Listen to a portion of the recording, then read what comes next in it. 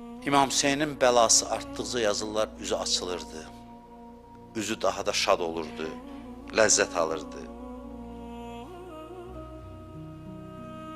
Allahın eşqini hiss elirdi. Üzü daha çox açılırdı İmam Hüseynin. Səbr elədikcə Allah da kompensasiya verirdi. Eşqi burada hiss eləyir. Belə deyək də Allahın işi bəxş etməkdir. Allah istəyir ki, biz bir saniyə əziyyət çəkməyək. Ona görə bizi cənnət üçün yaradıb da. Bizim üçün əsas yer oradır da. Allah əziyyət üçün yaratıb və cənnət əziyyətsiz başa gəlmir deyə əziyyət ikinci dərəcəli məsələdir. Birinci dərəcəli odur ki, bu bəndə mən ki, mən buna aşıqam, bir saniyə belə narahat olmasın. Qərar budur. Qərar budur.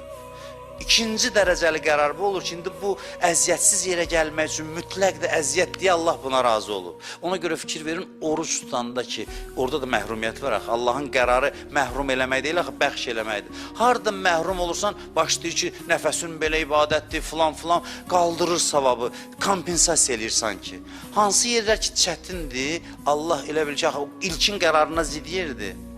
Bunu başa düşmək lazım. İlkin qərarına ziddir. Bəxş eləmək də axı qərarı.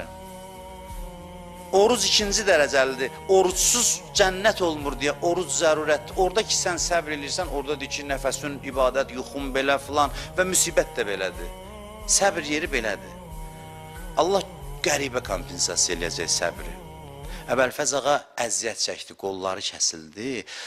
Amma qolları kəsilməkdən çox qızların hacətini yerinə yetirməməyin əziyyəti idi. Allah kompensasiya elədi. Dedi, bunu elədim babul həvaic.